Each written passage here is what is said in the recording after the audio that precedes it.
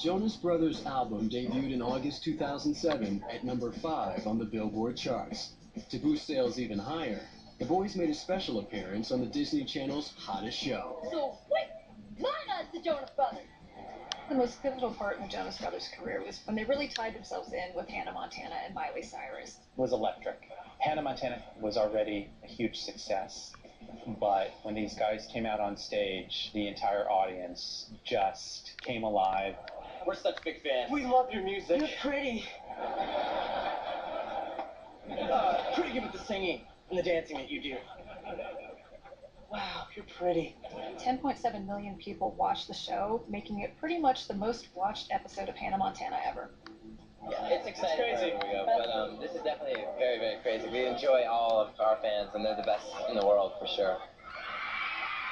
Jonas fans turned out in droves when the band hit the road with Miley Cyrus and her Best of Both Worlds tour. The tour we're on right now with Miley is absolutely amazing. We're having so much fun.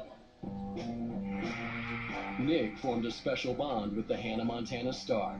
It's safe to say that yes, they clearly were dating and had some sort of relationship. It was a teenage thing, a really innocent relationship. When you're on tour together and you're backstage, you can hang out all you want. Pretty normal high school stuff. Aside from the fact that they're insanely famous. People want to see it like Britney and Justin or something. The prince and princess of teen pop. Like, of course, who better for him than her, and who better for her than him? But you know, they're kids, and I think there's probably more pressure on like a teenage romance than there needs to be. The constant tabloid attention proved too much for the young couple. Well, when Miley and Nick broke up, I was there with her every day, just helping her get through it because she was really heartbroken, and so it's just really hard for her to not only have to deal with it, you know, on her personal level, but to see it out there in the media. She goes, I just want to forget about it, you know?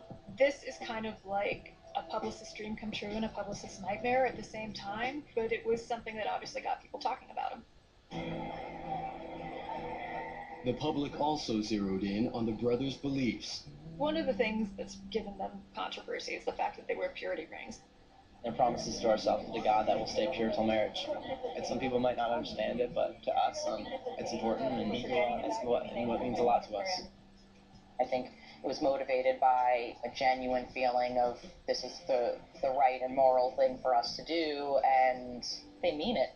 People have a hard time believing they're as clean-cut, or as good, if you want to call it as good as they are. These guys have girls, you know, basically throwing themselves at them right and left. Because they're boys, there's this assumption that they should be out there having a ship in every port where they go on tour.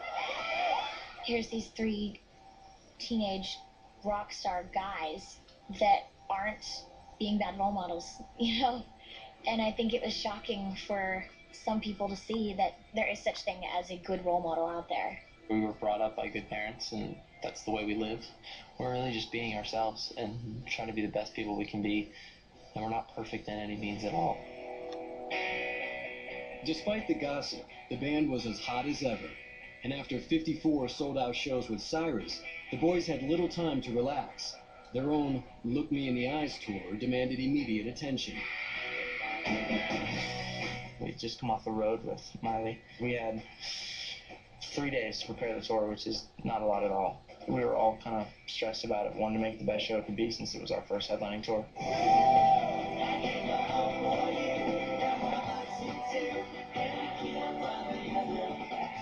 People went bonkers trying to get tickets. It was a situation of life or death for so many teenage girls that they actually get to go to the show. You could not book gigs fast enough. Like, people really, really wanted to see the Jonas Brothers, and you could feel it, and it was becoming a big thing. People want to come see something fun, and we try to put on a good show. You know, we just love being on stage, and I think we've done some really cool things. They came to Disney Channel and said they wanted their audience to connect with them as real teenagers, real young men. So while they were on tour, they filmed kind of a reality show, behind-the-scenes documentary called Jonas Brothers Living the Dream. Just when we thought we could finally take a break, Dad threw a last-minute chore on the list.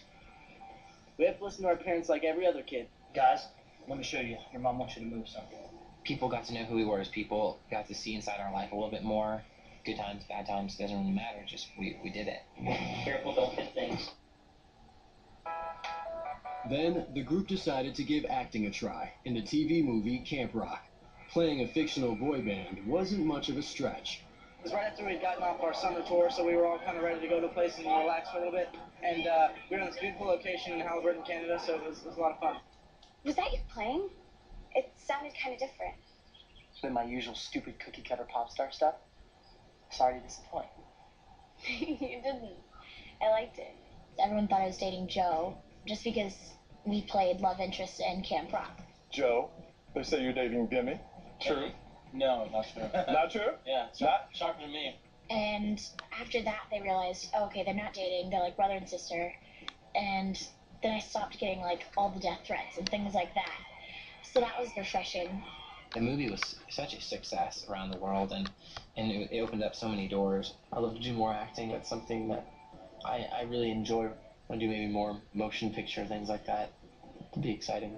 Meanwhile, in the summer of 2008, the Jonas Brothers got back to making music. For the Burning Up tour, the band traveled on a customized bus outfitted with a full recording studio. The result was the trio's third album, A Little Bit Longer, which resonated big with fans. Just had this on my heart. I want to share with you guys tonight. A Little Bit Longer is a song that Nick wrote by himself about his diabetes. And the general message of the song is be grateful, work hard, don't take things for granted. You don't know what you got till it's gone. He's so inspirational, and it's just really cool to see him up there doing what he loves. And even if he doesn't feel good, he gets out there on that stage and he tells his story. All the highs and lows is gone a little bit longer, and now she's fine.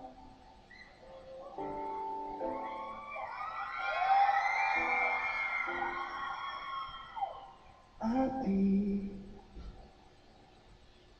fine. The album launched at the top of the charts, a first for the band. We freaked out. It was huge for us. It was surreal to the boys.